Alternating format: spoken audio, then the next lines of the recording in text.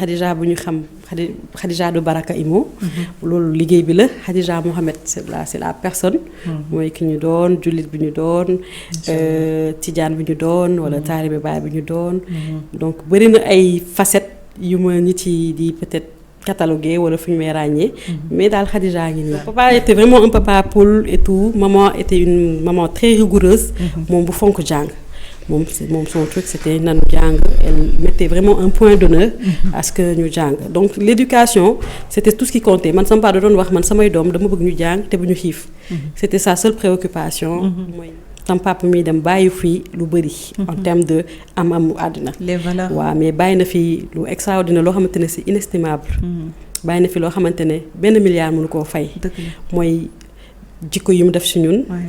les valeurs ak gëm bu ñu gëmloo suñu bopp surtout man. sama papa mooy loolu moo tax mu nekkoon sama xarit parce que daf ma doon gëmloo sama bopp.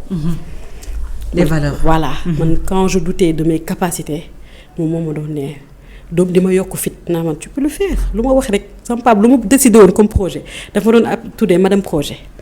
lu ma décidé comme papa j'ai eu une idée su ma ñëwee rek toog travailler dès l'âge de 18 ans. donc à 18 ans voilà maa ngi commencé woon di j'étais dans un centre d'appel le meilleur tremplin possible pour un étudiant donc nekkoon ci un centre d'appel et c'est là que justement mes formations commerciales foofu laa amee une première formation commerciale en fait parce que foofu soo fay dugg.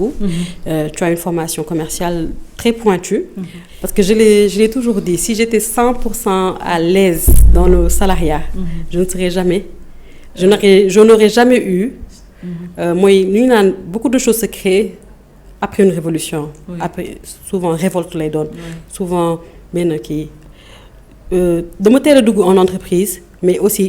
à un jeune âge vers les 20 ans 21 ans j'ai vécu ma plus grande déception en salariat donc j'ai essayé l'entrepreneuriat mu nekk flop.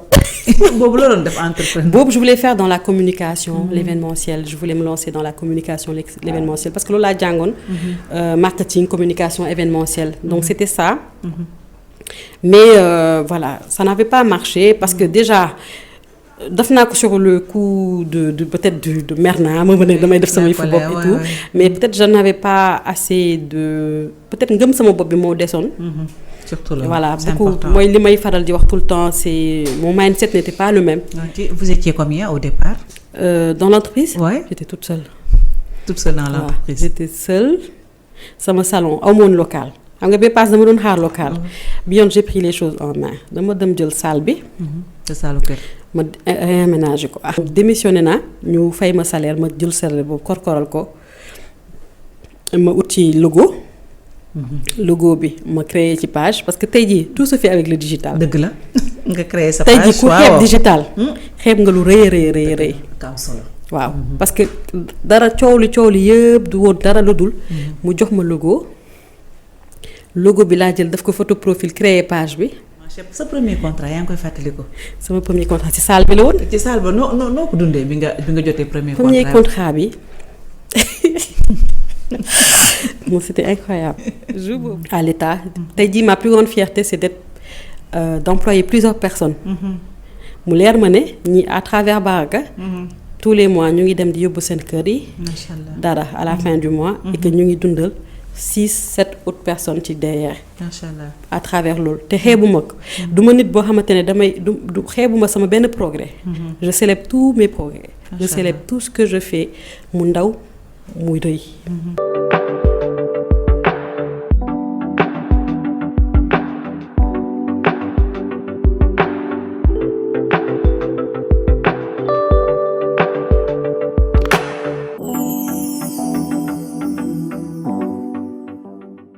podcast Fati nouvel épisode mbokku internet yu FD Média ñu ngi leen di nuyu di leen ziyaar di leen dalalaat ci beneen épisode ni ñu koy defee saa su nekk bu ñu toogee ci studio bi ci podcast yi xam ngeen ne on va parler actualité. On va parler également ci suñu invité yi ak seeni parcours tey également ñu am mbégte di dalal une femme boo xam ne soxna bu ñu sopp la, une femme très inspirante macha allah muy doomu Sénégal bu nekk ci réew mi lu jëm ci wàllu immobilier fii ci Sénégal at yu mujj yi wala bokk ces 5 dernières années ràññee nañ ko ci bu baax. ana nan la def ana yan jéego la teg fan lay teg tànkam ay laaj la yu ñu fas yéene samp ci kanam daañ ci am tontu laata loolu ma nuyu ko moom nag dafa bëgg sang bi moo ñu gën a muus parce que taftal na ci Mouhamed macha allah je touche du bois donc Khadija Mouhamed Dramé maa ngi lay nuyu di am mbégte vraiment di la dalal ci suñu plateau c'est un plaisir.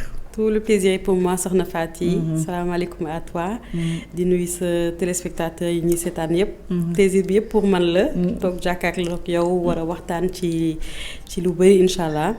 di la jaajëfal pour invitation bi. jërëjëf merci beaucoup l'agence moom moo jur holding bi muy Baraka holding tey maa ngi koy wax lu jëm ci wàllum njaayum terrain jënd terrain tabax kër jënd appartement nekk ci ay conditions yu baax loolu domaine am la kër nag finalité la ñu bari tey bëgg nañ ko waaye nag fan la ñuy jaar ba am kër gi ci kanam daan ci ñëwaat mais immobilier bi mu nekk aussi def na fi ay jéego yu am solo bala may dugg ci waxtaan bi sama première question Khadija su ma tasewoon ak yow xaw ma la ma ne la présenté ma sa bopp lan nga may wax yow la kan. Dramé moom dafa mel ni Saalum la dëkk. Dramé waaw mais man Dramé Tamba la. Dramé Sénégal oriental parce que Diakhanké la. Diakhanké c'est dans le groupe Manding. Je le suis de père et de mère. donc Khadija benn jeune sénégalaise la. une jeune sénégalaise mooy ni ma koy bëgg di waxee. bu defee lépp fii Sénégal bu fekk fii baax. fii la jàngee fii la liggéeyee fii la sëy fii la def lépp fii laa defee lépp. génnuma benn yoon dem fenn lu dul voilà jàng beeg lépp fii lañ ko defee wax dëgg yàlla. Khadija ci beneen aspect bi am na Khadija bu ñu xam Khadija du Baraka Imo. loolu liggéey bi la Khadija Mohamed c'est la personne. mooy ki ñu doon jullit bi ñu doon. tijaan bi ñu doon wala taalibe baay bi ñu doon. donc bëri na ay facettes. yu ma nit yi di peut-être catalogué wala fu ñu may ràññee. mais daal Khadija ngi nii. voilà mu ngi noonu Khadija doomu Sénégal la buy bay waaram. yaa ngi fekk baax Sénégal oriental ñu ngi ko waxee di doomu réew mi. mais bëggoon naa nga wax ma fan nga passé sa enfance kan moo la yar voilà un peu une petite partie. de ton enfance bu ko defee ñu partagé ko. Oui, alors moi j'ai eu une enfance très heureuse, machallah. J'ai été éduquée par des parents très aimants. Et très qui s'aimaient. ma dund ci environnement bu agréable am ay mag ak ay rak yu ma bëggoon trop parce que man j'étais un bébé désiré. waaw macha allah yaay dafa toog lu yàgg taxaw. donc sama mag yi bëgg rak ba ma juddoo gëmewuñu ma. donc j'ai été chouchoutée et tout nekk vraiment ci les derniers enfants quoi. nga xamante ne ñooñu dañuy dem ba mel ni ay sët. finalement voilà donc j'ai vécu dans un environnement comme ça avec mes frères et mes sœurs nekk doomu homme de tenue donc dëkk ci ay casernes. J'ai passé toute mon enfance soit ci ay casernes wala ay cité militaire. ak yooyu. donc environnement boobu laa baigné mais vraiment une enfance très bon enfant. Voilà, j'ai eu la chance d'avoir cette stabilité familiale, de voir l'amour en famille, se dire je t'aime. C'est des choses qui n'existent pas généralement dans les familles où les gens ont du mal peut-être à exprimer les sentiments et tout. Yàlla def suñu biir benn solidarité bu graaw. sama diggante ak sama mag ak sama rakk yi maa ngi leen di nuyu ñoom ñëpp. ndeysaan ñu ngi lay fay di nuyu sama yaay. di ñaanal sama pap fi mu tëdd. parce que lépp moom la moo ñu tànnal yaay ju baax. et puis ñu meññ ñu ci ni ñu meññee. Voilà, donc j'ai eu une enfance machallah. Voilà. Je ne me plains pas de l'enfance que j'ai eue. Je n'ai manqué de rien. Des parents qui étaient là pour veiller à ce que ñu jàng dans de bonnes conditions. bu ñu manqué dara yar ñu nag ci diine ak lépp. sant yàlla. Macha Allah. Voilà, bon souvenir moo la gën a marqué ci sa enfance Khadija. J'ai vu que da nga jege woon sa papa. Voilà, on veut pas indi aspect bu tristesse non, on est là pour booster xam nga parler. Da nga amoon relation particulière avec ton père. ndax mën nga ñu dellu si waat un peu ci tes souvenirs yu nga xam ne bi nga nekk xale. Alors man sama papa moom papa poule la woon. xam nga ñu naan les parents souvent day am kenn ko xam papa poule la kii dafay yor le bâton kii yor la carotte. Donc papa c'était papa poule moo yoroon carotte bi, maman était un peu obligée mu xaw a dur pour yar ñu parce que voilà c'est ça mu ne parce que nee na su ma deful noonu du ngeen yaru parce que seen papa ji du leen yar lu ngeen bëgg na ko. Donc papa était vraiment un papa poule et tout, maman était une maman très rigoureuse, moom bu fonk jàng. Moom son truc c'était nanu jàng, elle mettait vraiment un point d'honneur à ce que ñu jàng. Donc l'éducation c'était tout ce qui comptait. Man sama papa da doon wax man samay doom dama bëgg ñu jàng te bu ñu xiif. C'était sa seule préoccupation, mooy ñu nekk ci dans de bonnes conditions. Sama papa nekk suñu xarit la woon. ñu ñuy wax rek dernier doom yi da ngeen di dem ba mel ni maam ak sët. Donc c'est quelqu'un qui aimait beaucoup di fow ak ñun. Suñ ko fekkaan mu toog ci sijaadam rek dañ koy fekk toog ci kawam.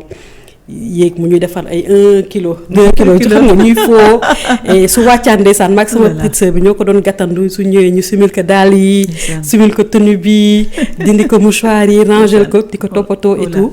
Donc il nous le rendait bien aussi. Beneen aspect li ma neexoon trop ci moom qui m'avait marqué ci sama enfance c'est que toute mon enfance sama papa saa yu jóge waan jumaa ñëw jàkka ja ñëw julli su ñëwee dafa ñuy ñaanal suñu bopp yi day ñëw taxaw ñaan dem. Donc daf ko def ba ñu commencé nekk adolescent commencé nekk ay jànk si la jël recul boobu arrêté ko. Mais c'est des souvenirs comme ça yi ma am ci sama enfance. Après dans mon adolescence aussi on a continué à avoir un très grand lien. Un lien disons aussi spirituel parce que c'était mon compagnon de beaucoup de choses si yu bëri comme moom daanaka da doon fanaanoo soit naafila wala wird wala jàng alxuraan c'était son quotidien c'était ça noonu la doon def toute la nuit le matin mu xaw a nelaw tuuti donc dañ ci doon ànd ci def di ko def maak moom parce que la religion m'a intéressée depuis très petite. Depuis dama ko màggaale en fait dama mës a am penchant pour dîner. Donc et lui moom c'était ce qui représentait ça nit ko amoon dîner la machallah. Donc ñun dañ ci doon on avait ce lien en plus par rapport ak ñeneen ñi. lien boobu laa amoon ak moom nga xam peut-être awma koon forcément sama yaay mais avec sama papa moom ñoo doon defandoo lépp. ñoo doon jaamandoo yàlla ci lu bari. Je me rappelle suñu daan woor sax ñoo doon woorandoo. wala ñuy defarandoo ay ndogu su ma ñëwee boobu célibataire laa su ma ñëwee dressé table bi sama yaay mer demal uti jëkkër nga bàyyi sama jëkkër jigéen dressel su ko defee moom tam mu ñëw toog mu ne damay ndogu comme yéen ñu ne ko yow wooroo bu ndogu mu ne dinaa la bàyyi ngay tête à tête ak sama jëkkër. Donc c'était ça noonu lañ doon dundee ba may nekk célibataire ba ma sëyee dem aussi voilà. Lien boobu c'était difficile ma couper ko. Donc à chaque fois que par exemple j'avais un moment dama doon ñëw passer week-end ak ñoom wala ñëw passer du temps ak moom su ko defee chaque 15 jours par exemple su ñëwee ma ne ko papa il faut pas te coiffer bàyyi ma ñëw man dinaa la coiffer su ma ñëwee toog jàpp bopp bi ma ne dama koy coiffer léeg-léeg ma dagg bopp bi ndeysaan mu muñ di wax dama ça fait mal mu ne non mais c'était des moments qu'on passait ensemble les week-ends ba machallah sama doom yi nu ñu juddoo dama mu yàgg rêvé mu fekkee samay ay sëtam et donc voilà rapport boobu ma amoon man ak sama maam dama bëggoon tamit sama doom yi am ko ak seen maam comme ni sa maam bëggoo sa chéri la kii sa wujju la donc c'était ça malheureusement yàggul trop après mu dem mais ba léegi sant yàlla parce que bàyyi nañu l'essentiel. Absolument. Damay faral di ko wax tout le temps ba ci si li may liggéeyee je ne suis pas une fille boo xamante ne dafa juddu fekk papam nekk milliardaire wala papa moom ay hectares. Tam papa mi dem bàyyi fii lu bëri. En termes de am àddina. Les valeurs. waaw mais bàyyi na fi lu extraordinaire loo xamante ne c'est inestimable. bàyyi na fi loo xamante ne benn milliard mënu koo fay. mooy jikko yi mu def ci ñun. les valeurs ak gëm bu ñu gëmloo suñu bopp surtout man. sama papa mooy loolu moo tax mu nekkoon sama xarit parce que daf ma doon gëmloo sama bopp. les valeurs. voilà man quand je doutais de mes capacités moom ma doon nee. donc di ma yokk fit naa man tu peux le faire lu ma wax rek sama papa lu ma décidé woon comme projet dafa doon tuddee madame projet lu ma décidé comme papa j'ai une idée su ma ñëwee rek toog expliquer ko mu ne ma oui c'est bien di ma encourager musuma casser en fait parce que tey jii xëy na ci loolu noonu su ma doon casser trop plein de d'idées beeg trop plein d'inspiration bi nekkoon ci man xëy na su ma doon casser wala du ma doon déglu peut-être du ma doon tey jii ki ma doon quelqu'un qui fait confiance à son instinct et à son inspiration quelqu'un qui pense toujours à créer quelque chose à faire des choses à faire bouger des choses su ma ko doon wax du ma xoromal wala ma koy wax mu naa man arrête de trop rêver tu peux pas faire ça wala ma koy wala du ma encourager wala sax du ma déglu parce que dafa amoon capacité d'écoute bu grave écouter et entendre voilà mun na toog 1 heure de temps di la déglu ngay wax ci sa projet wala li nekk ci sa xol wala li nga bëgg. Et en fait ça m'a permis de croire que je pouvais faire certaines choses parce que moom du la casser ci sa rythme. Et c'était important et ça a fait une différence aujourd'hui ba tey jii gëm naa ne voilà quand quelque chose me vient en tête je me dis war naa ko mën a def. Effectivement pourquoi pas. Machallah. Les gens qui le font gënuñu ma ëpp ñu ma xel. mën nañ ma ëpp moyen wala leneen mais man avec la volonté la vision et bëgg bi passion bi. mën naa ko def. je peux le faire. Machallah. Voilà. Machallah. Une belle de beaux souvenirs pardon. Et puis sànq li ngay wax ci wàllu sa diggante ak sa diine gis nañ nga rapport bi nga am. taalibe bàyyi nga. amoon naa ci xarit. bu ñu bokkoon Mariane Siva. yàlla na dee di noflaay. sama xarit la woon tamit ñu ngi koy ñaanal bu baax. amiin mu nekkoon ko xam ne dama ànd ak moom Medina Baye. Mariane ni mu fonke woon diine ni mu fonke woon wérd bu jullee donc dañ koy gis ci yow et c'est très important peut-être dinañ ci ñëw ci fin bi mais wax nga peut-être de beaux souvenirs ak sa papa mais aussi côté étude Khadija yaa ngi wax ne sa yaay moom daawul may dara c'est comme toutes les mamans d'ailleurs ñoom ñoo féetewoo bâton bi donc naka la demee woon côté école côté jàng bi waaw donc bon ils ont tout fait pour qu'on soit dans les meilleures écoles possibles. Donc on a été dans de bonnes écoles et tout. On a fait le public comme le privé et tout. Mais ils mettaient l'accent sur le suivi à la maison. Donc maman nous suivait elle-même d'ailleurs. Si ben toll ba ben âge bi et tout. Donc moi j'étais pas la meilleure élève. J'étais plutôt voilà, parmi les meilleurs. Voilà, je me distinguais parmi les meilleurs, mais je n'étais pas forcément la meilleure parce que j'étais pas bien en maths. Donc mënoon naa débrouiller wu fépp mais maths bi lañ may voilà maths bi lañ ma doon daal lañ ma doon rawee donc je me retrouvais à être parmi les meilleurs mais pas du tout la meilleure. Pas du tout la meilleure ndax maths bi et tout. Et aujourd'hui j'ai des regrets. Je me donne su ma xamoon na que je serais dans le monde de l'immobilier, j'aurais tout fait pour avoir un bac scientifique pour être ingénieur par exemple en génie civil quoi. Je sais qu'aujourd'hui ça m'aurait peut-être apporté mais li naan destin moom kenn du ko échappé. Xëy na yàlla ci créneau bi la bëggoon ma jaar nii la ko jaarale et nu mu def rek alhamdulilah noonu la. Donc voilà j'étais bien dans certaines matières mais maths daal moo nekkoon sama bête noire.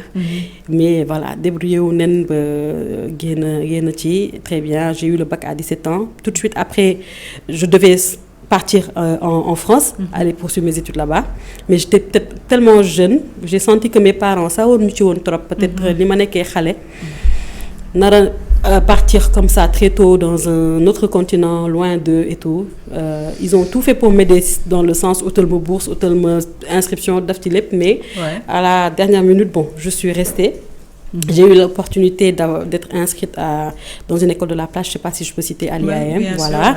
Donc où je me suis inscrite à un BBA en cours du soir, donc le matin may dem liggéey parce que j'ai travaillé dès l'âge de 18 ans. Donc à 18 ans. Voilà, maa ngi commencé woon di j'étais dans un centre d'appel, le meilleur tremplin possible pour un étudiant, donc nekkoon ci un centre d'appel et c'est là que justement mes formations commerciales foofu laa amee une première formation commerciale en fait parce que foofu soo fay dugg tu as une formation commerciale très pointue et on était tout de suite confronté à un marché européen avec un degré d'exigence plus élevé et un degré du service client aussi plus élevé. Donc loolu ça nous a suivi sur tout le reste de notre carrière mooy rigueur boobu ak exigence boobu nit ci di am.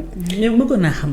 lan moo tax pourquoi ce choix. nga bëgg commencer liggéey à 18 ans. Parce que à 18 ans am na ñoo xam ne dañuy doog a commencer dañuy surtout boo amee bac. da ngay bëgg xam nga respirer un peu. dem jàngi enseignement supérieur. ñëw xam nga chouchouter rester dans la maison familiale. lan moo tax à 18 ans. nga def prise de conscience boobu ba nga xam ne da nga demoon bëgg a dem boole liggéey ak jàng. Alors ce que je me suis dit ce que j'ai compris dès le début ma mère pour l'historique elle travaillait, elle a fait des études di doon liggéey mais très tôt elle a opté pour rester à la maison pour s'occuper de ses enfants. Elle a arrêté le travail donc mu toog ci kër gi sama papa ubbil un commerce mu nekk ci kër gi di liggéey ce qui a permis qu'elle nous suivait à la maison. Je me rappelle moom ci boutique am lañ doon toog quand on devait réviser les cours moom donc da doon mën a di am une indépendance financière tout en restant proche de sa famille et en gérant sa maison. D'accord. Donc man j'ai grandi avec ça et j'ai vu la différence entre man ak samay moroom nga xamante ne papa day dem yaay day dem suivi bi ñu doon am du doon benn ak même éducation yeeg valeurs yi du doon benn. Donc man je me suis toujours dit que dans ma vie je veux travailler tôt, je veux partir en retraite tôt et je veux avoir mon entreprise à moi de sorte à pouvoir maîtriser mon temps et pouvoir être là pour mes enfants. Je ne me vois pas travailler pour quelqu'un à vie. Donc je savais que pour ma mën a atteindre objectif boobu foog ma teel a ku bëgg a teel a retraité foog nga teel a liggéey.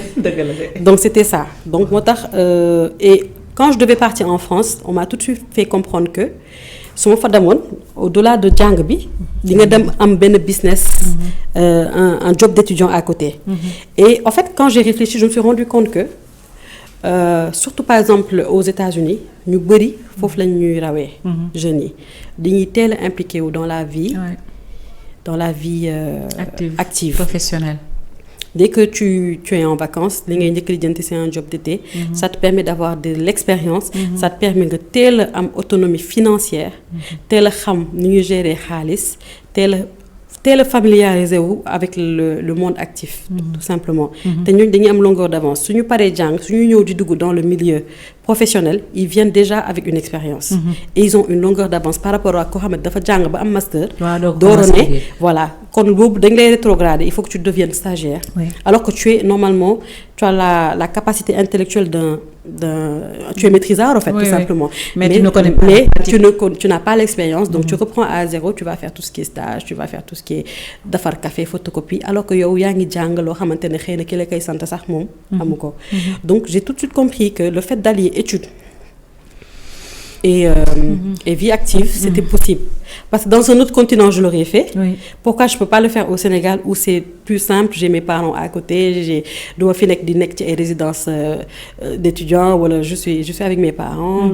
Voilà ba pare je voulais tout de suite être j'ai toujours eu cette benn leadership bu yàgg nekk ci man benn genre gars yi dañ ma koy tooñ naan waane wala dooj. benn genre précocité bu yàgg ci man boo xamante ne tout de suite moi j'ai compris que il fallait que ma teel am xaalis teel autonome. Je me disais su ma xasee ba am bac dootuma toog sama pap di ma jox argent de poche wala sama yaay di ma jox argent de poche au contraire man maay liggéey jox leen weccet c'était un objectif. Et donc ce passage dans cette entreprise m'a permis d'acquérir ça, d'avoir une formation, d'avoir l'indépendance financière que j'ai voulu et je l'ai eu assez tôt. Et quand j'ai eu ma licence, j'étais déjà avec 2 ans, 3 ans d'expérience professionnelle. Donc quand je suis venue dans le monde de l'entreprise, j'avais déjà une expérience. Donc en fait, dafa propulser sama carrière. Foo xamante ne dama fa waroon nekk stagiaire lu yàgg. Dama ñëw tout de suite, j'ai pu faire mes preuves parce que j'étais déjà formée à travailler en entreprise. J'ai pu faire mes preuves pour pouvoir gravir les échelons très rapidement. Et ça a fait la différence. Et man damay inciter les jeunes ñu nekk ci loolu parce que c'est possible. La preuve, je l'ai fait.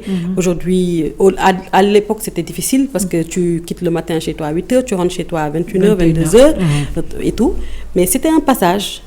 Et c'est passé. Aujourd'hui, je ne le regrette pas.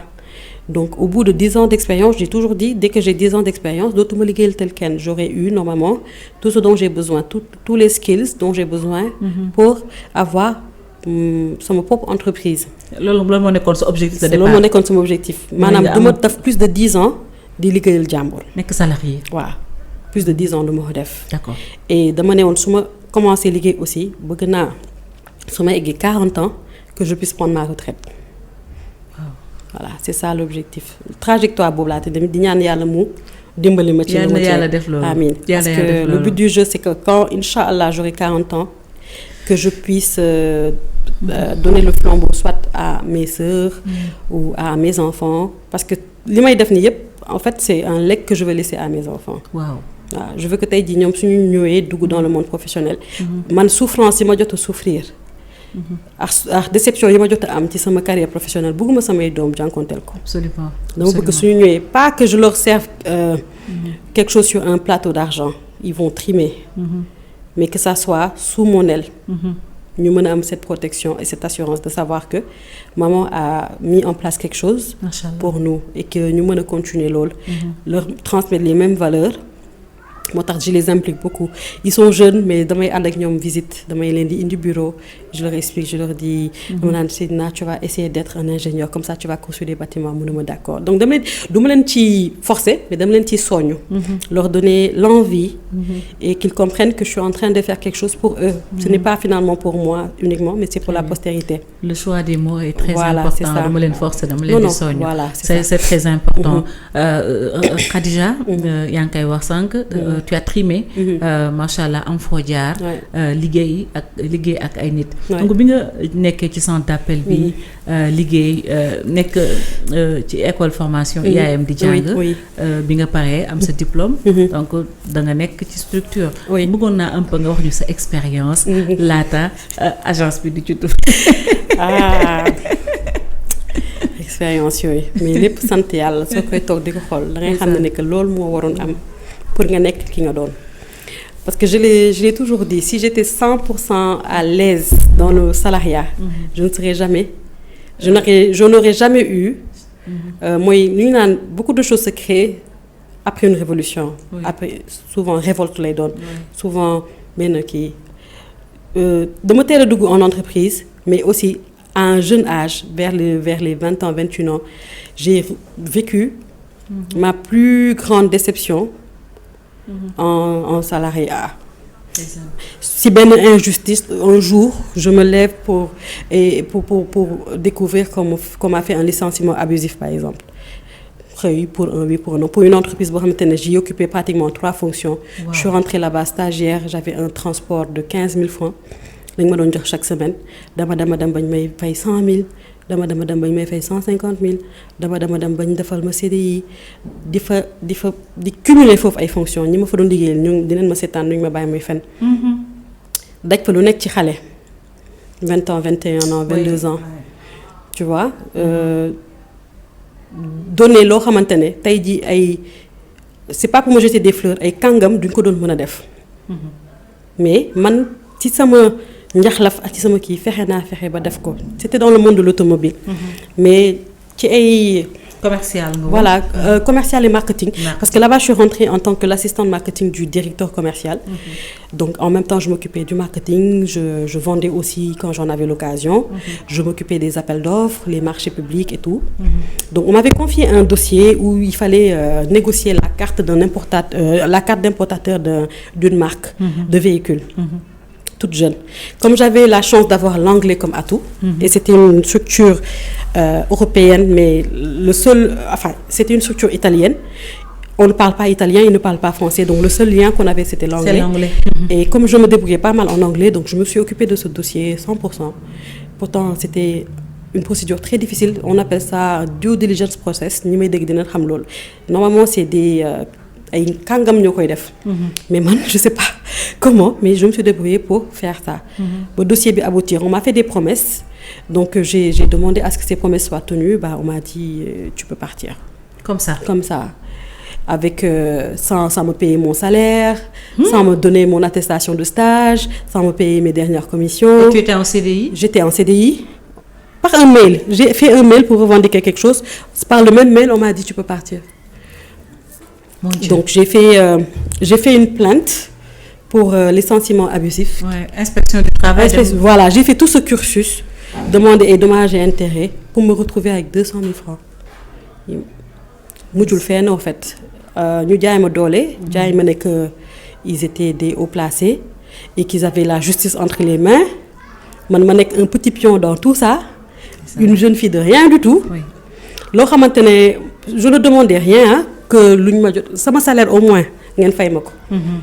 Non les commissions yi ma fa amoon ngeen fay ma ko ñu ne ma non mujjul fenn dama yéeg wàcc dossier affaire bi mujjul fenn c'est des gens qui pouvaient faire ce qu'ils voulaient en fait ils étaient mais ni ñu mujjee neexul. te gis naa lépp teg naa ci sama bët. ak baaxul ni ñu mujjee neexul. maa ngi ci jàmm. ñoom gëm naa ne maa leen gën a nekk tey ci jàmm ci loo xamante ne. du leen doon wàññil absolument rien mais sama àq la woon.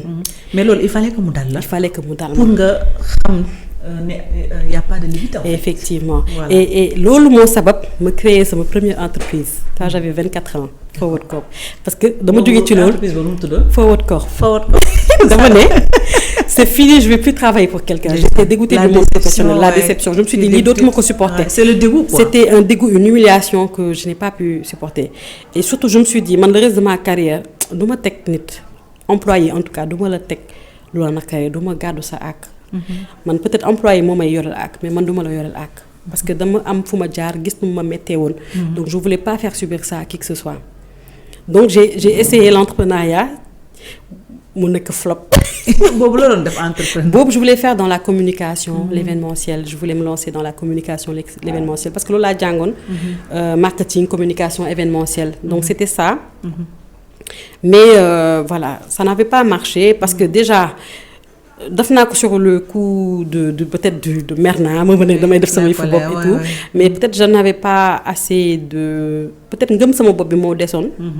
surtout là voilà c'est beaucoup important. mooy li may faral di wax tout le temps c'est mon mindset n'était pas le même. Ouais. Et j'étais pas partie avec les mêmes intentions que maintenant. C'était parti d'une révolte et de trucs. Et puis j'étais très attentiste de beaucoup de choses. Et après j'ai compris qu'il fallait pas attendre.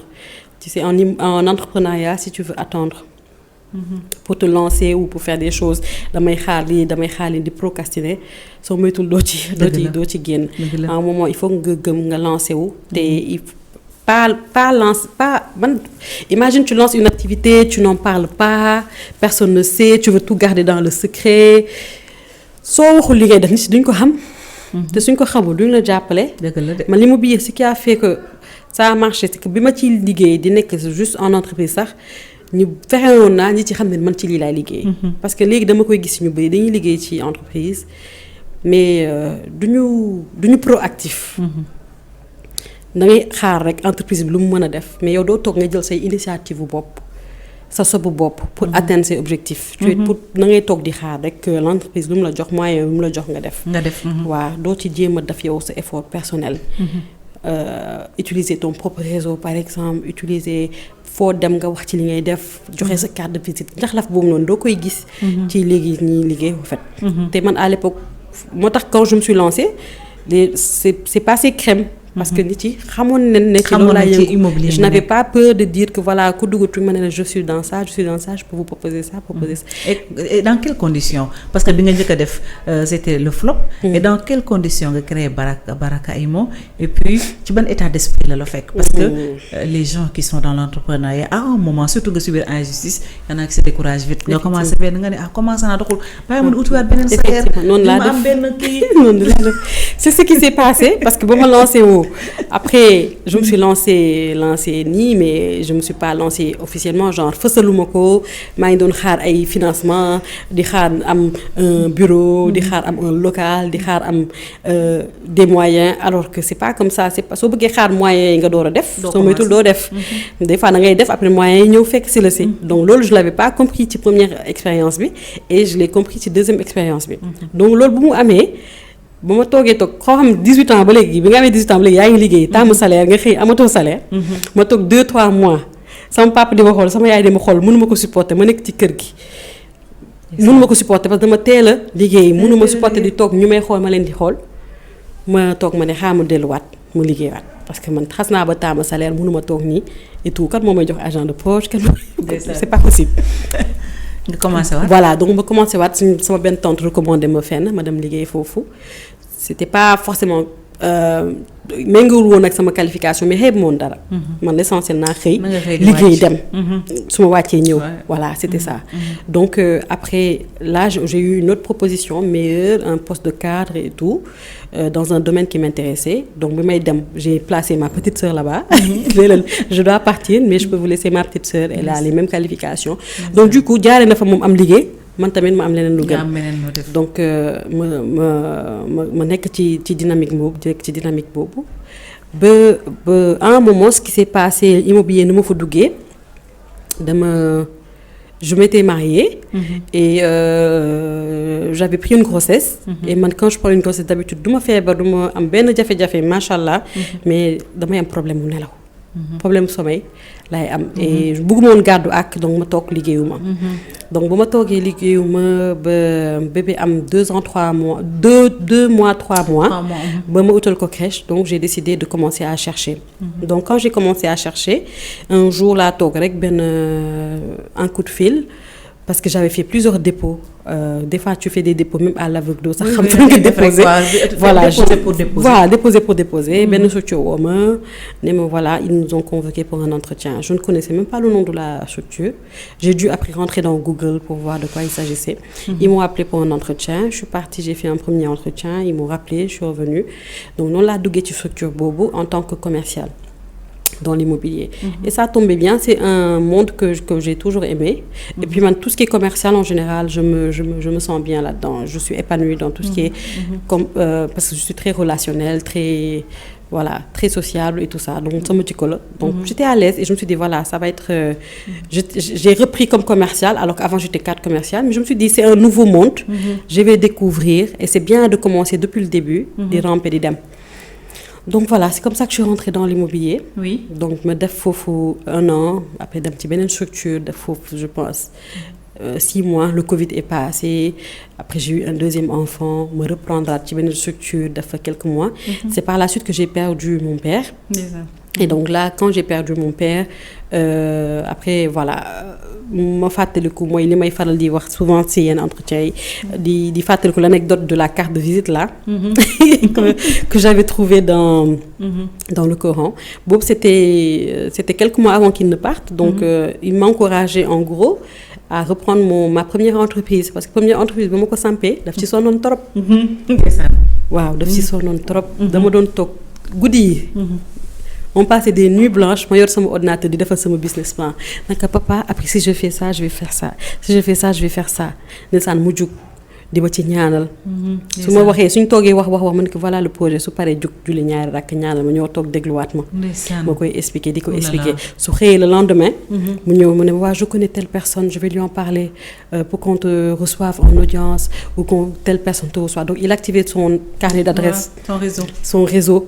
et tout di ma utal ku ma financer bi ma ko waxee financement papa j'ai besoin de financement mu dem utal ma ku ma financer. et tout dem wax sama benn oncle voilà Khadija dafa am tel projet. elle veut se lancer kooku ñëw ndeysaan alma xaalis ne ma liggéeyal tu vois donc daf ci impliqué woon tellement donc bu ñu defee flop daf ko nakari woon waaw te daf ci amoon yaakaar parce que gisoon na ne que waroon na mën a dox donc mooy mais man bon comme affaire yi doxul man tamit ma dem delluwaat ci liggéey gi voilà dem kii ma ne damay gën a defaru ba gën a dëgër je me disais il faut que ma dem ba 10 ans yi donc c'était ça pour man comme 2000 admettons j'ai commencé à travailler en 2017-2018 pour moi il fallait que je travaille ba 2000 ba am au moins 10 ans. Ouais, 2007 quoi. Voilà 2007-2008 voilà commencé. Pour moi il fallait que ma def au moins 10 ans. ci secteur bi ma nekk wala au moins 5 ans ci immobilier bi pour mën a truc mais moom daf ma doon ne yow soxlawoo loolu. Franchement tu n'as pas besoin. expérience bu ndaw bi nga ci am man gëm naa ne soo ko relancer. nga orienté waat ko ci côté immobilier bi ak li nga ko passionné nii. je pense que cette fois ça va être la bonne. mën ko waa papa xaaral may ma tuuti il faut que ma gën a am expérience boobu amagu moon 2 ans d'expérience ma ne ko bàyyi moom dem ba am 3 ans 4 ans. mu ne ma non toi tu t'étais déjà lancé il faut continuer ma ne ko waa d'accord y a pas de problème. waaw mu ne ma non tu peux le faire. et tout mu ne ma en tout cas carte de visite baa ngi fi man daal dinaa la continuer di ñaanal mu ngi fii ci biir alxuraan bi saa yi ma ko gisee rek dinaa la ñaanal xëy na barke alxuraan bi dina bi yoon dina la gunge. ba affaire yi dina marcher ma ne ko d'accord y a pas de problème donc après bu mu décédé donc déclic bi nag fa la ñëwee. foofu la déclic bi ñëwee il fallait le voilà parce que boobu maa ngi toog et tout di liggéey c'est vrai maa ngi am sama sutura et tout mais ñu naan bàyyi day yokk fit mu présent wala mu absent ñaar yëpp dans tous les 2 sens. moom bu mu demee daf ma gën a yokk fit. parce que dama am un sursaut de éveil de conscience boo xamante ne. je me suis dit c'est un point d'honneur. Aujourd'hui il faut que je réussisse dans cette affaire parce qu'il peut pas avoir prié pour moi pendant autant d'années. et que ces prières soient vaines te man dama mës a gëm ne sama papa ñaanam du laal suuf. parce que ndax ni mu sellee woon ak yiw gi mu yiwoon. ak jaamu man sama pap jaamu yàlla rek laa ko xamee. xamuma ko ci leneen lu dul liggéey jaamu yàlla. du wax sax waxam sax mu ndeysaan bëriwul jàmbure. donc j'étais persuadée que moom ay ñaanam mënul nul noonu di laal suuf. et j'étais persuadée que man maa war a sabablu moom ñaanal na ma dem na. def na lépp man maa war a la balle était dans ton camp. exactement. pour man sas na ma ci lu bëri ci discussion yu ñu doon am juste avant moo dem. ci yu bëri je sentais que amoon na benn sas ak benn yaakaar bu mu amoon ci man. ci à travers ces encouragement yu ma doon encouragé pour me entreprendre. donc il s'agissait tout simplement de réaliser que sa prière soit exaucée. te mënuma toog rek di toog di xaar. yàlla bay sa tool il faut que ma def dara il faut que ma dox jéego. te gëm naa ne boobu su ma doxoon jéego ak moom li ma ñaanal yépp dina que c'était le bon moment. donc nga daal di noonu laa ci daal di duggee. vous étiez combien au départ? Dans l'entreprise? Ouais. J'étais toute seule. Toute seule dans l'entreprise. J'étais seule. Sama salon amoon local. xam nga ba passe dama doon xaar local. bi yoon j'ai pris les choses en main dama dem jël salle bi. sa salle kër. ma réaménagé ko man ñëpp xam ne ni ma mën ci table à manger dressage. toggantu décoration. sama confort yëpp laa remettre en question. ma ne je vais commencer dans mon salon chez moi. J'ai pas encore de quoi ouvrir un local j'ai pas assez de quoi payer ses charges. boobu tu as démissionné wala yaa ngi doon. waaw non boobu dama démissionné donc démissionné naa ñu fay ma salaire ma jël salaire boobu korkoral ko ma ut ci logo. logo bi ma créé ci page parce que tey jii tout se fait avec le digital. dëgg la nga créé sa page. tey jii ku xeeb digital. xeeb nga lu rëy. waaw parce que dara coow li yëpp du woon dara lu dul. mu jox ma logo bi laa jël daf ko photo profil créer page bi lancer page bi partager ko ne gars yi ñaanalal mu tàmbale naa Baraka Imo ngi noonu. boobu yaa ngi ci salon. boobu maa ngi ci salon parce que boobu salon ba sax réaménagé gu ma ko. waaw. yaa ngi dégg. ordinateur laa amoon sama frère moo ma yónni ordinateur. ne ma tey ci ma yor sama ordinateur yow sama téléphone télécharger quelques applications di defar samay visuels yàlla defoon na ne que amoon naa déjà. une grosse clientèle parce que man bi may nekk dans l'immobilier pour d'autres entreprises. samay clients macha allah à l'époque ils étaient tellement satisfaits. de ni ma leen doon téye que ils voulaient coûte que coûte man tamit ma lancé wu. dañ ne ñun déjà on faut pas que tu nous lâches ok à travers l'entreprise jënd nañ tel produit mais dañ bëgg yow nga gérer ñu ko dañ bëgg yow nga décorer ñu ko dañ bëgg yow nga aménager ñu ko bi ñuy jaay li ñu doon expliquer ñun loolu lañ bëgg nga continuer ñu ko. donc ñoom ñëpp dañ ma doon soññu pour me lancé wu ci loolu dont 2 clientes à qui je veux aujourd'hui faire un coucou.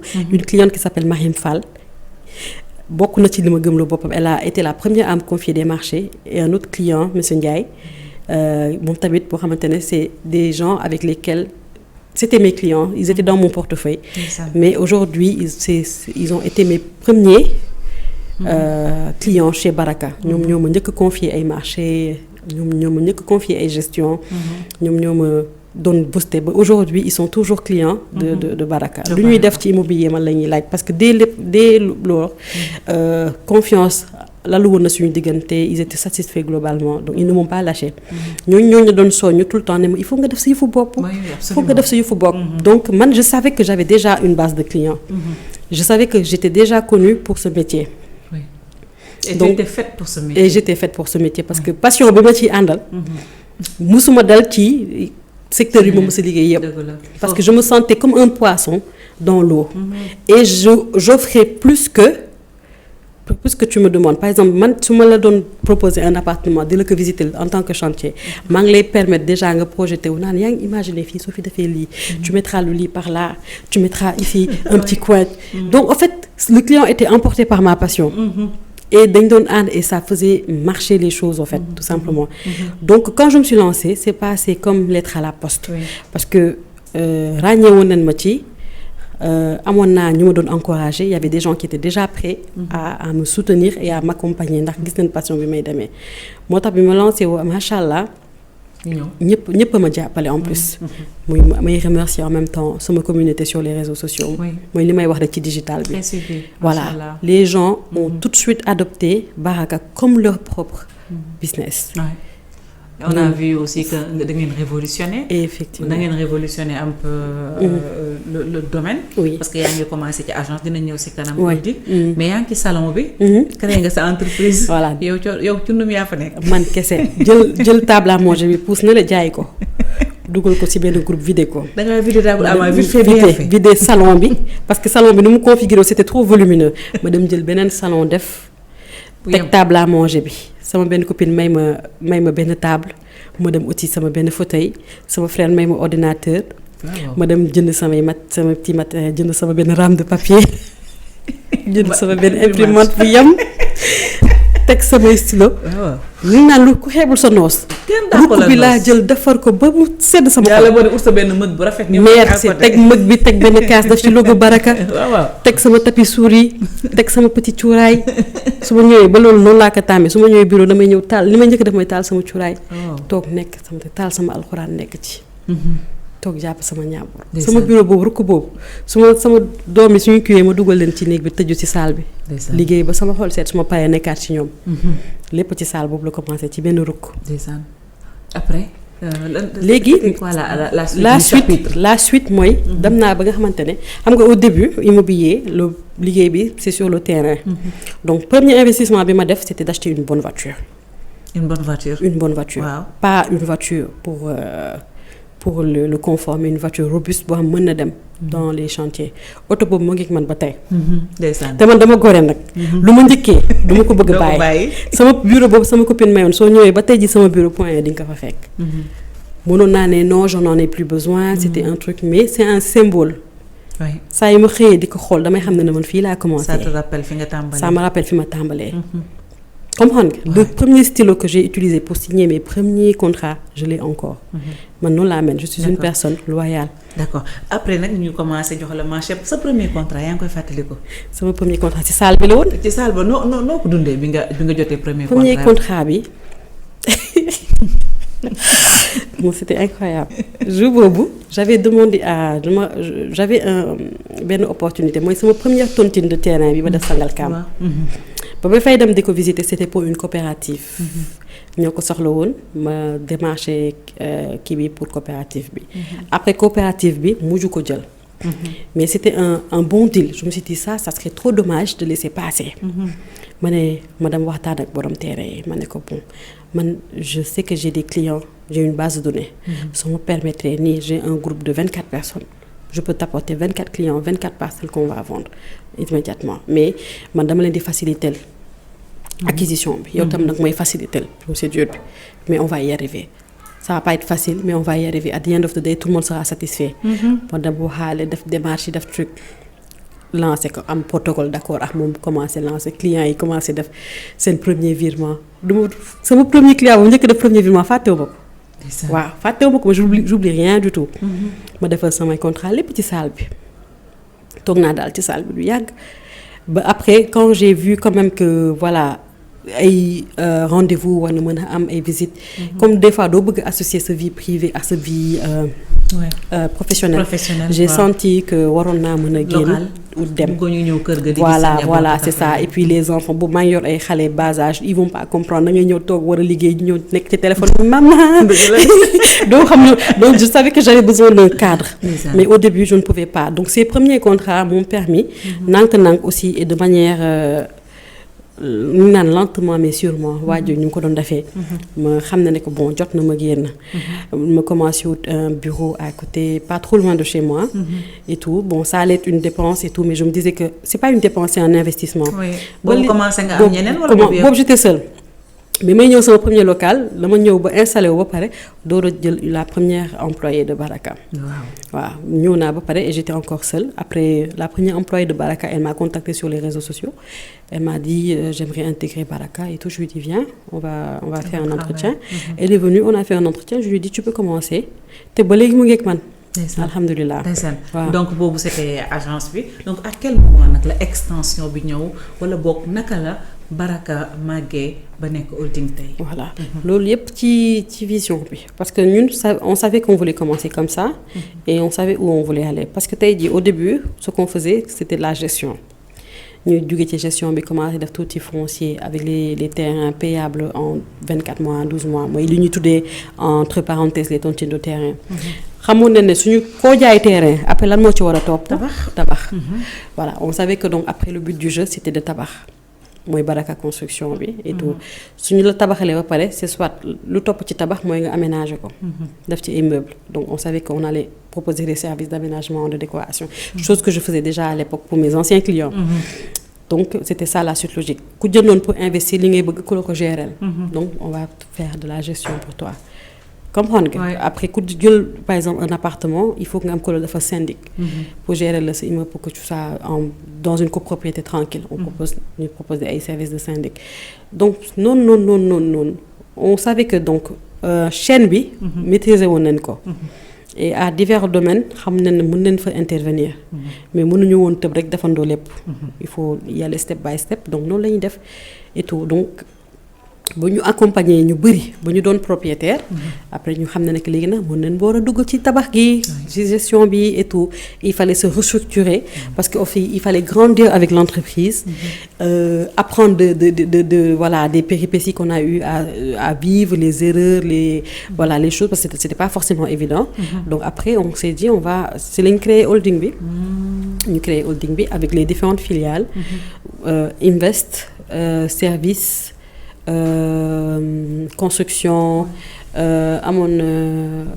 amoon waa Baraka Immo est resté et on avait aussi commencé un peu la déco Baraka déco et di ci dem nànk-nànk voilà un marché par-ci 2 marchés par-là 3 marchés par-là mais voilà di évoluer voilà et puis nga nekk ci métier wala boog secteur boo xam ne góor ñi bari nañ fi xawma statistiques yi mais en tout cas xam naa ni daal góor ñi am nañ ci une forte présence dans l'immobilier en tant que femme naka nga def ba imposer wu ba am benn assise bi Khadija. Je me rappelle au début ba door a commencer su ma daan dem vers certains confrères dañ ma doon snobé duñ ma faale. su ma leen doon laaj ay produits ñu may dee duñ ma wax ci duñ ma kii quoi.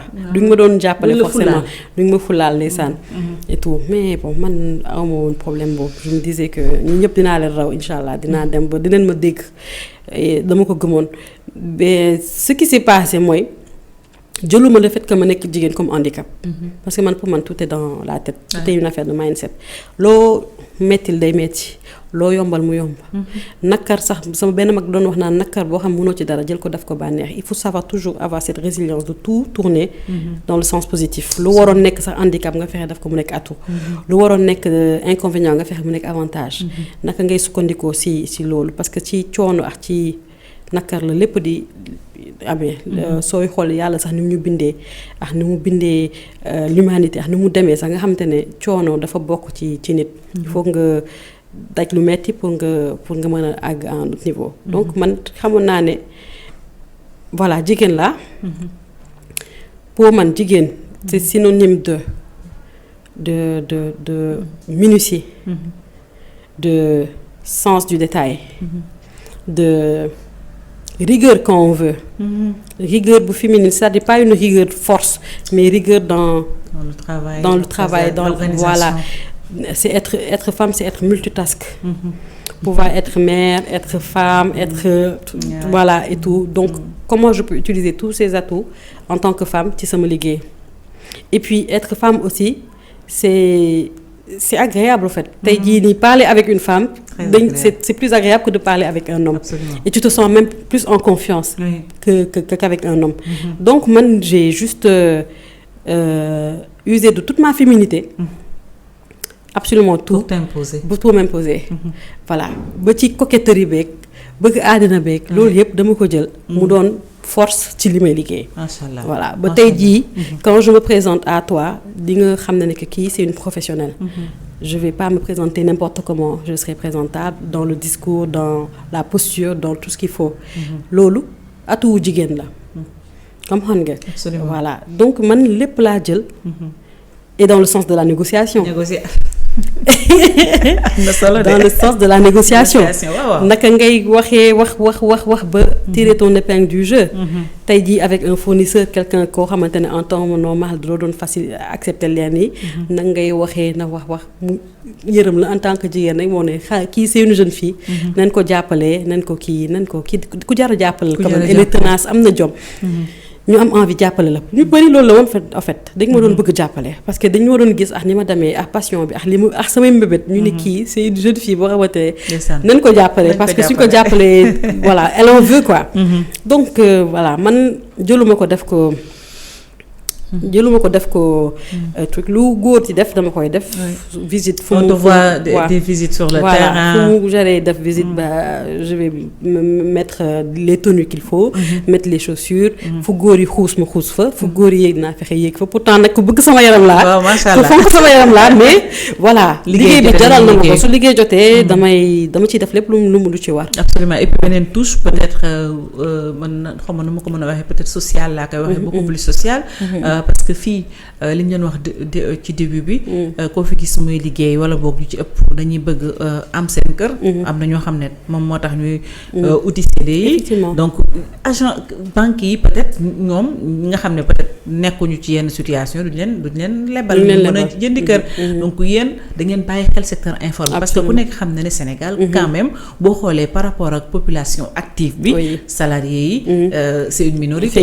donc naka ngeen def ba liggéey ak ñi nga xam ne ñi ngi taaba ñi ngi daan seen doole ñi ngi dans l'entrepreneuriat ñi ngi ñafe ñi ngi si génn ba pare dañu bëgg am kër te nekkuñu si banque yi dëgg la bon loolu lu ñu ci mënoon def mooy li ñu tuddee l'immobilier solidaire aujourd'hui Baraka on est le numéro 1 de l'immobilier solidaire. C'est quoi l'immobilier solidaire c'est que lu économie d'échelle lu nit mënul mën moom kese suñ ko defee en groupe day daal di yomb tey jii soo doon jënd ndawal di ko tong-tong day yomb ñëpp dañ ciy mën a jot. tey jii peut-être doo doon mën a jënd nag bi yow kese. mais su ngeen bokkee yéen ñëpp mooy les systèmes de coopérative ngeen ñëw jënd ko à moindre coût ndax day am économie d'échelle. donc ñun ci loolu lañ ñëw positionné wu. immobilier solidaire c'est-à-dire au lieu que kenn di jënd fii wala kenn di jéem a jënd fii dañuy xool benn site 1 hectare la wala 2 hectares la am na nangami parcelle moi je me débrouille pour avoir autant de clients. prêts à s'investir là-dessus. ñu ñëw investir ndoo ci ñu def ko ñu génn ci. et dans la durée loo mënu woon fay cash 7 millions wala 6 millions ñu fexe tous les mois ñu fay 250 000 par exemple. wala 125 000 ça dépend de site bi wala tout. ñu booloo jëndandoo en gros. au lieu d'être dans le détail. Et ça a permis aujourd'hui à beaucoup de personnes d'acheter leurs biens immobiliers, d'être propriétaires, sans débourser des millions tout de suite. Mais xam nañ ne suuf ak kër jaral na ñoo xamante ne tous les mois bëgg di leen serrer la ceinture. pour mën a mettre de côté quelque chose pour pouvoir être propriétaire. donc mais peut-être duñ du mën a tey jii yor benn 10 millions teg ci table bi. mais mën nañ tous les mois ñu génnee. ci seen ay revenus benn somme. boo xamante ne moo leen di permettre ñu acquérir. donc ñun ci créneau boobu lañ ñëw foofu lañu positionné wu. donc notre modèle économique c'est ça. les facilités de paiement le moratoire l'achat en groupe voilà la solidarité tout simplement. faire des choses ensemble te lu ñu naan mooy yërmande dafa nekk ci mbooloo. des fois da ngay gis mbooloo 20 personnes. yàlla dina ci rus benn nit ci foofu noonu. ba affaire yi sotti. ba affaire yi jaar yoon ba lépp yemb ndax xamoo ci biir ñooñu kan moo ciy xaritu yàlla. donc day daal di yóbbaale ñëpp. donc te dafa ànd ak barke ba pare suuf ànd ak barke. intention yi nekk de bonnes intentions. ñun ñëpp ñu dem ci ak xol yu set. ak yéene ak rafet njort. voilà dem ci ak énergie bi ñu ci war a demee. et aujourd'hui grâce à ça il y a plusieurs centaines de personnes ñoo xam ne jaar nañ ci Baraka tey jii nekk propriétaire d'un lopin de terrain muy 250 mètres carrés wala 150 wala 300. léegi beneen affaire bi ñu yàggoon bëgg def depuis le début. muy location vente bi. yàlla dimbali nañu tey jii. bañ koy mën a proposer. foofu laa bëggoon ñëw sax parce que le loyer coûte cher investissement parfois bi gën a metti mooy nga yëkkati benn somme très importante di ko fay nit pendant 10 ans. loolu nga fay. boo ko defoon ci appartement peut-être ci loo moom li la dese nga moom ko du bëri. L'État a pris des mesures fortes. Mais suivi mooy problème bi. Tey en tant que déjà actrice dans le secteur, naka lañ mën a def ba situation boobu ñu indi ci solution, même si location vente aussi en quelque part solution la. Absolument. En fait li ñu naan État moom moo mën a jël mesures yu mën a tax des mesures fortes. L'État avait pris des mesures mais pas assez fortes. C'était mu dafa mucc doon saafara bu jur jàngoro comme ni ñu ko doon waxee. Parce que le problème n'a pas été réglé dans sa profondeur. Sa profondeur profonde. Tey jii li waral Dakar gën a cher certaines grandes villes du monde. C'est parce que Dakar est le pays où tout est concentré. Dakar est la ville où tout est concentré, autant pour moi. Tout est à Dakar. Les régions n'ont pas grand-chose. Tey Dakar mooy pôle économique, mooy capitale économique, mooy capitale administrative. Absolument, tout est concentré ici. Donc les gens se sentent obligés de rester, de se concentrer dans Dakar pour pouvoir travailler. Sooy xool Dakar ñi fi dëkk bëriwul. ñu bëri ci biir la ñuy jógee di ñëw fii parce que Dakar foofu la lépp nekk. Donc comme ni ma ko yàggee suggéré tey jii suñu jëloon capitale bi déplacé ko. wala créer une autre grande ville au centre de Dakar du pays du Sénégal. Par exemple une région administrative boo xam tey jii nii tout ce qui est administratif foofu lay dem. tey jii comme par exemple lu ñu créé Diamniadio imaginez suñu ko créé woon au centre du pays créer une ville avec des écoles. Avec des hôpitaux, des infrastructures, créer un réseau ferroviaire fonctionnel, un réseau aérien aussi fonctionnel. Nit mën a jóge tey jii tranquillement Kaffrine ñëw Bakel. jóge Bakel dem Cap Skirring jóge Cap Skirring dem Ndar. En quelques minutes, soit par train, soit par avion. ñu démocratiser ko. loolu suñ ko defoon tey jii nit dina mën a jóge Dakar ñëw liggéey ci Kaffrine. dëgg la. nit dina doon mën a jógee Saint-Louis ñëw liggéey ci Kaffrine. Ça se fait ailleurs. Ça se fait ailleurs en fait. Voilà. D'accord. Tous les pays, même fii nii à côté, même les pays qui sont à côté, en Afrique, ils ont 2 capitales. Le Maroc a 2 capitales. Il y a Rabat, il y a Casablanca. Afrique du Sud, il y a le Cap, il y a Johannesburg, il y a yeneen ak yeneen. Côte d'Ivoire mi, il y a Yamoussoukro, il y a Abidjan. Voilà, en fait, ils ont loolu moo tax tey jii benn Abidjan à côté. Le loyer coûte moins cher là-bas qu'à Dakar. Rien ne justifie que Dakar di chéré ni mu chéré ni, c'est parce que lépp dafi concentré.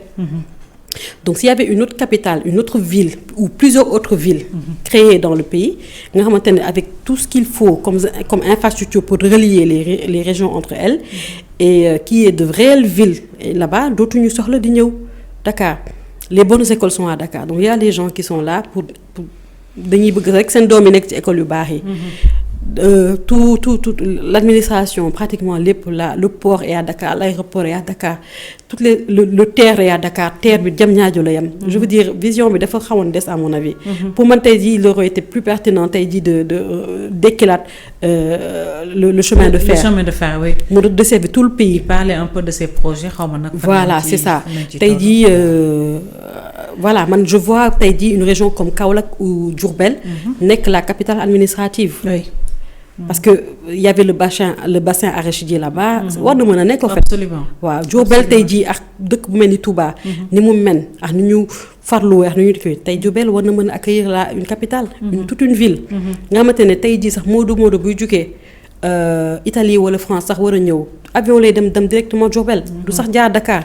boobaa besoin en loyer et en habitat day déplacé wu ville bi day déplacé wu problème bi day déplacé wu donc ñëpp duñu concentré wu ba spéculation di am ci Dakar spéculation rek moo waral tey jii lépp lu mu chéré parce que ñëpp dañu bëgg dëkk biir Dakar. ñëpp dañuy bëgg dëkk biir Dakar donc il faut que ñu. te Dakar nekk capitale bu ndaw. nekk une petite capitale. Une petite capitale. Et puis bu ñu jëlee ay mesures aussi suivi bi ça pose problème. Absolument. On avait pris ay mesures yoo xam ne gars yi dañ ci gisoon seen bopp. mais dafa mel ni tas yaakaar la mujjee nuru parce que li ñu jàppoon ne moom mooy am finalement. Les gens n'ont pas respecté la rigueur qu'il fallait pour veiller à ce que les gens respectent que dans le long terme n'a pas été. En fait je pense que c'était une mesure qui était là pour calmer. Genre pour ñu ne def nañ mais en réalité après suivi bi ci war parce que Sénégal mooy suñu problème. dañuy xëy amoon un sursaut quand il se passe un drame ñëpp ay jug ne non xoolal lu Joola bu mu amee. ñëpp a jug ne non da ngay foog ne que fii la ñuy jaaree. bàyyi lépp am conscience bu extraordinaire ndax tellement ça nous a secoué mais après dañuy toog 1 an 2 ans 3 ans dañu gaaw fàtte en fait. Apprendre de ses erreurs c'est très important. Ba pare dañuy fàtte et puis aussi bon voilà il y a beaucoup de choses à faire c'est-à-dire même ci biir type de sénégalais bi. dañ ko war a liggéeyaat en fait suñu mental war na changer ci lu bëri. mindset lu bëri waaw mindset war na changer. je sais pas ndax éducation morale mu ngi am wala civique mu ngi am école ba tey. mais am na lu bëri en fait lu ñu war a def ci sénégalais yi. absolument ci lu bëri pour ñuy respecter lu bëri. propreté bi ci dëkk bi insalubrité bi ci dëkk bi. cupidité bi ci dëkk bi. naxante beeg dóor bi. sama yaay dafay wax naan le sénégalais n'est pas intelligent il est rusé.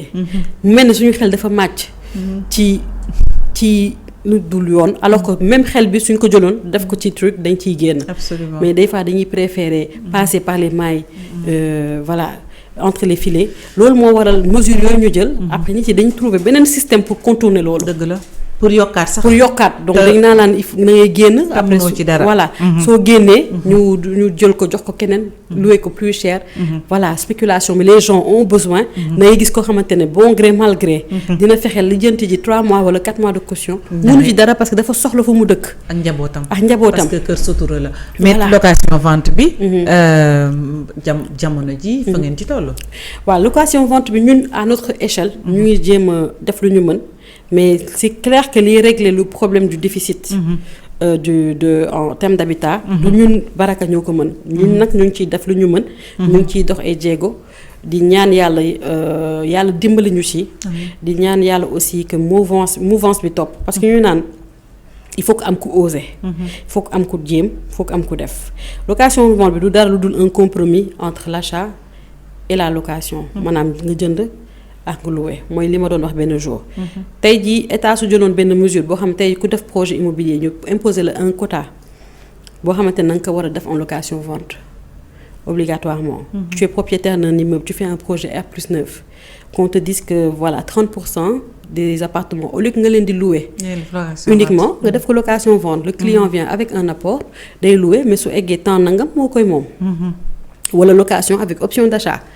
C'est-à-dire il faut qu'on donne la possibilité aux locataires de pouvoir acheter leurs biens. Faut pas qu'on laisse juste les rentiers être en fait des rentiers immobiliers toute leur vie. maanaam 20 ans nga jël benn immeuble di ko louer di ko yokk nu mu la neexee. alors que benn instant peut-être amortir nga ko benn instant cupidité lay doon. il faut que ñu retourner à la solidarité. bañ a jiital kese sa am-am. c'est vrai que da nga investir def ci xaalis. bañ a jiital loolu kese en fait nga yaatal aussi permettre à d'autres de pouvoir être propriétaires. ñoom ñu mën ci gis seen bopp yow tamit nga mën ci gis sa bopp loolu yépp état jël ko. cadrer ko. très bien. voilà très bien tey soo xoolee dans le rétroviseur. nga xool fi nga jaar xool étape bi nga dugg salarié ba entrepreneuriat. ban yëg-yëg ngay am. un sentiment de gratitude. Gratitude moom de toute façon mosuma quitter sama vie. parce que taalibe Baay laa alhamdulilah dafa am lu muy signifier ci ñun. ñun dañuy sant. parce que dëgg-dëgg jullit mooy nga sant. dans toutes les circonstances bu neexee comme bu nakkaree. ak lu mu ci mënti demee ak lu ma ci mënti dund ci péripéties yi. sant rek laay def. macha allah parce que maa def. yàlla moo ma dimbali ma def. subiruma du ma subir les choses. je suis maîtresse de ce que je fais maa ngi jéem a maîtriser li may def. ci kàttanu yàlla. donc lu ci neex ak lu ci nakkari lépp sant la. li nakkari jël naa ko mu nekk expérience ci man. mu nekk leçon ci man mu nekk loo xamante ne bokk na ci li may forger. lu neex sante naa ko yàlla. fexe bokk ak képp ku ci xaj. di contribuer à l'État. tey jii ma plus grande fierté c'est d'être d'employer plusieurs personnes. mu leer ma ne ñi à travers Baraka. tous les mois ñu ngi dem di yóbbu seen kër yi. dara à la fin du mois. et que ñu ngi dundal 6-7 autres personnes ci derrière. macha allah à travers loolu te xeebuma ko. du ma nit boo xamante ne du xeebuma sama benn progrès. je célèbre tous mes progrès. je célèbre tout ce que je fais mu ndaw muy rëy. jéego bu ma dox je suis la première à m'encourager naa man voilà tu as pu faire ci tu as pu xaaru ba kenn ku ma encouragé. ku ma encouragé na nga ñëw fekk ma ci sama encouragement. voilà parce que xeebu ma. dara lu may def parce que comme je dis. judduma fekk bàyyi milliardaire. judduma fekk bàyyi bu am ay hectares ki hectares jox ma. j'ai tout fait de 50 000 francs. nga ñafe. comprendre nga. donc man du ma xeeb te du ma dara rëyul ci sama bët. képp ku def lu plus que man rek jàpp naa ne man dinaa ñëw ci foofu. damay kontaan pour yow. te damay xool ci yow. damay roy ci yow. dama naan kii nu mu def ba egg fii incha allah man tamit dinaa def ba egg foofu. voilà moo tax ma ne man awma concurrence. jàpp ma ne dama am concurrence. jàpp ma ne dama am ñu ma war a kursal. voilà dama lu ñu naan I'm staying on my lane. maa ngi ci sama ligne sama trajectoire. donc yàlla rek moo xam ku nekk yaa ngi ci sa yoon dafa mel ne benn autoroute benn highway ku nekk da ngay nekk ci sa yoon. nit mën na la njëkk a jug te du la nga njëkk ko yegg. doo xam ci yoon bi lu muy xamee donc mais l'essentiel nga topp ci sa yoon. bul xool bul xool leneen. bu mu la perturber. absolument man je suis imperturbable. sama vision laa am. leneen lu may xool ci côté yi ça va être pour me motiver mais pas pour me démotiver non diw def na lii lu tax man j'arrive pas je ne vais pas me plaindre. Il y a beaucoup de choses que j'aurais aimé pouvoir faire. immobilier bi tey ji su ma ci amoon dëgg. les moyens ak kattan bi mën-mën bi. non kenn dootu ko waxati. parce que yéene baa ngi fi. xol baa ngi fi. dina ñëw. voilà inchallah xol baa ngi fi xel baa ngi fi lépp ngi fi.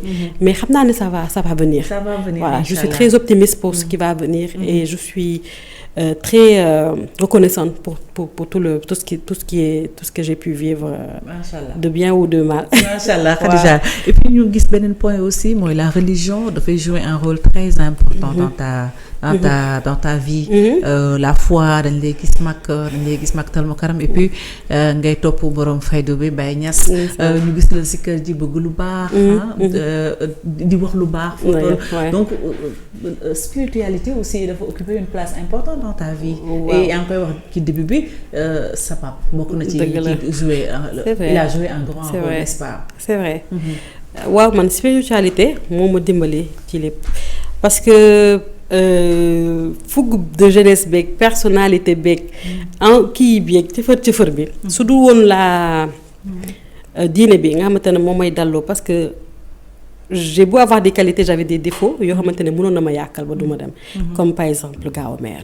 impulsivité gaaw a xeex quand j'étais petite dama doon xeex rek dama doon histoire rek dama doon truc gaaw a mer wala genre yooyu comprendre nga. diine bi moo ñëw canaliser loolu. ba nga xamante ne tey nit mën na ma def lu nekk ma toog ma tranquille. waaw ma garder sama sang-froid. te loolu c'était pas si évident pour man. diine bi dafa def ci man aussi mental d'acier. ma man du ñëw rek yóbbu ma. je résiste en fait damay fexe résiliente et tout te loolu diine bi y a deux aspects yonent bi sallallahu alayhi wa sallam. gëstu gi may gëstu ci dundam. ak roy gi ma koy roy. ak bëgg bi ma bëgg ça m'a tout donné ginnaaw yàlla. waaw ça m'a tout donné parce que loolu moo def mental bi ma am lu ma toog rek lu ma dal rek damay toog ma référé wu ci viom wala ci dundam wala ci taarixam wala ci siiraam. et puis ça me conforte je me dis man mënumaa daj. lu mu dajul.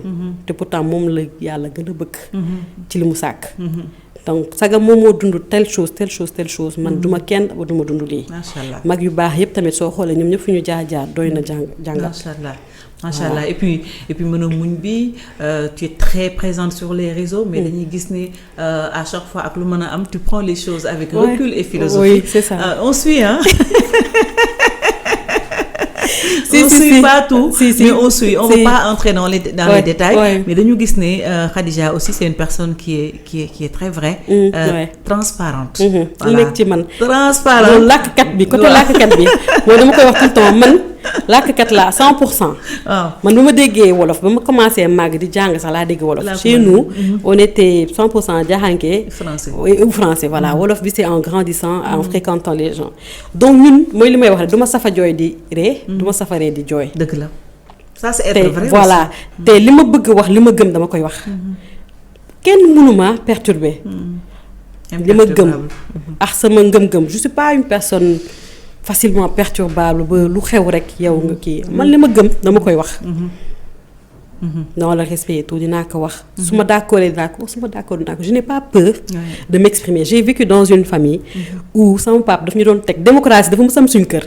sama papa da doon toog di débat ak ñun di waxtaan ak ñun c'était pas du genre je suis votre père li ma wax moo am. tu n'as pas ta parole à donner daf ñu doon déglu ñuy exprimer wu donc man je m'exprime. ba ci sama sëy sax noonu laa mel lépp dañ koy waxtaanee. comprendre nga di nga nekk sama kilifa dinaa jox sa kilifa mais da ngay diisoog man may diisoog yow. comprendre nga. ma mën a wax li ma neex mën a wax lu ma nakari. parce que yonent bi loolu la ñu jàngal dans sa vie. dëgg la sallallahu alayhi wa sallam loolu la ñu jàngal lu mu nekk xoolal li mu doon représenté. état islamique bi toll noonu. le meilleur de tous. et il écoutait tout le monde. il écoutait ses femmes. da doon diisoog ñoom da doon waxtaan ak ñoom da doon yëgoog ñoom. donc man noonu laa mel. c'est comme ça.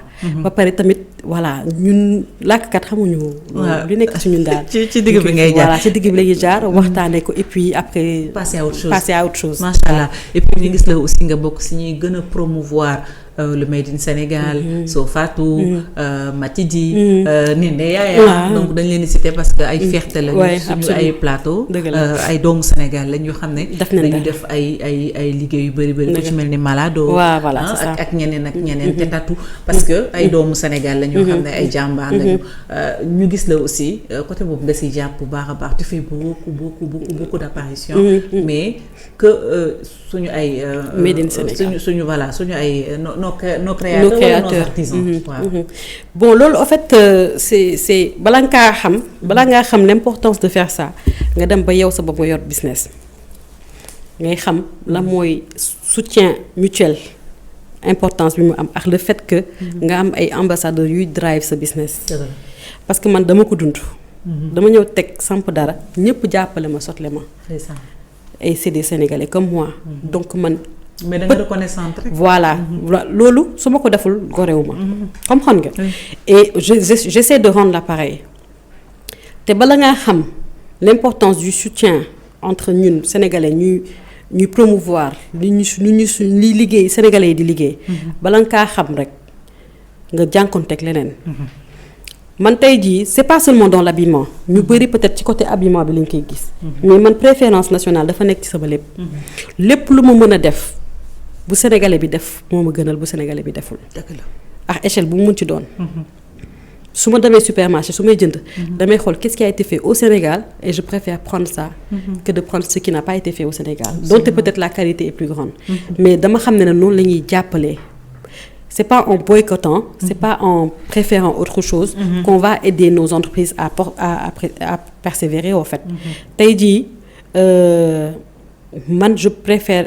jënd ci benn marque sénégalaise une tenue tout en sachant que derrière il y a plusieurs dizaines de personnes ñu ciy tedd di ci am salaire di ci yóbbu dara seen kër plutôt que d'aller acheter un truc boo xamante ne beneen dëkk boo xamante ne ñoom avancé nañ ba pare ñun marché rek lañu ci ñoom di leen liggéeyal loolu en fait je veux dire du xel voilà tey jii nii tu peux acheter un sac d'une marque française boo xamante ne ñooñu am na lu ñuy am ba pare seen dëkk defar nañ ko ba pare. ici tout est à faire. te bu ñu xeeb les petites économies là. qui emploient des dizaines des vingtaines de trentaines de personnes qui créent une chaîne de valeur parce que ñooñu. après ñooy créer leneen ak leneen. toute une économie di ci daw. donc ñun suñu bëggee faire marcher notre économie il faut qu'on soit solidaire entre ñun. ñuy am une préférence. pour ce que font les Sénégalais. te ñuy encourageante en tant que champion sénégalais. ñu bàyyi. sa mbokk sénégalais su ñëwee nga tuutil ko. di màggal keneen. parce que sa mbokk la soo ko tuutilee sa bopp nga tuutil. en tout cas Chine wane nañ ne solidarité mooy lépp. ñoom lépp seen biir lañ koy def. ñoom dina laaj waa États-Unis ak la guerre. exactement moo tax man fu mu toll nii guerre bi nii laa leen toog di leen xoolee ndax man je ne suis pas concernée par ça man li may jënd yëpp Sénégal fii lañ koy defaree ñi koy jaxe ay sénégalais la ñu xam naa ne cuir bi nii la. wala laa la ci marage ñoom maa ngi ci dàll yi ci Eva César yeeg yooyu ñëpp man ñoom laay sol. bala maa kontaan dëgg man ci sama habillement ñaari critères ñoo may neex. li ma sol yëpp heure julli su jotee ma mën a julli te duma ci bouger dara. ak li ma sol yëpp ci kaw ba ci suuf ma porté du sénégalais. ñaari yooyu su ma ko defee damay sentir ne le 5 Sénégal. macha allah voilà du question valeur bi dara damay xam rek ne heure julli fu mu jotee mën naa julli. li ma yàlla sant maa ngi ci. et que beneen aspect maa ngi liggéeyal sama dëkk parce que nit amoo lu dul sa diine ak sa dëkk te bëgg sa dëkk dafa bokk ci voilà ci iman ni ko waxee macha allah loolu la jërëjëf macha allah merci beaucoup Khadija Mohamed notre championne du jour on a fait plus d'une heure et on n'a même pas senti le temps passer tellement la conversation était passionnante en tout cas am naa mbégte et puis de remercier wax la ko rek semaine bi nga ñëw aussi ma jot bi en tout cas ça a été un plaisir merci de continuer à inspirer les générations muy góor ak ay jigéen yu lay topp ci li ngay liggéey am na solo merci beaucoup Khadija kontaan nañu gërëm nañu la ñu ngi lay kontaan bu baax a baax. merci à toi Fatima maa lay gërëm pour invitation bi parce que ñu ngi naan nit ku baax rek moo mën a am générosité mettre en lumière d'autres personnes tey jii sa baax mënoon na yem ci yow te du la wàññi mais yaa ngi jéem a wane le meilleur de tout le monde et le meilleur de tout ce qui se fait loolu il faut que nga am nu la yàlla bindee pour yow nga mën a accepter loolu ba koy génnee donc ñun ñoo lay sant di la gërëm ndax yow yaa ñu may opportunité bi ñu toog fii soo ñu bàyyoon ne du ñu wane Khadija lu mu def pour essayer d'inspirer d'autres personnes peut-être voilà donc ñu ngi lay sant di la gërëm di remercier ñëpp ñu seetaan émission bi lépp lu ñu fi wax luy erreur rek ñu jéggal ñu ko en tant que nit lu ñu fi wax ci njëriñ yàlla na doon njëriñ pour ñëpp yàlla na yàlla barkeel dund yëpp yàlla na yàlla may ñëpp kër yàlla na yàlla may ñëpp sutura voilà yàlla na yàlla may ñëpp kër day léegi dama ciy boole kër àddina ak àjjana amiin yàlla nañu ko yàlla may kontaan amiin merci beaucoup merci Khadija Mohamed mu nekkoon suñu invité ci podcast Fati mbokk internet yu FD Média ñu ngi leen di sant bu baax di leen gërëm on vous remercie encore yéen a ngi abonné massivement maa ngi koy wax la dernière fois maintenant on a dépassé le cap des 50 000 abonnés très prochainement ñu ñaan egg ci 100 000 ak yeneen en tout cas merci ci seen fidélité merci ci seen générosité remercier waat encore une fois notre championne du jour Khadija Mohamed moom la ñu àndaloon ci podcast Fati à très vite incha allah ci beneen numéro ak beneen invité au parcours très inspirant.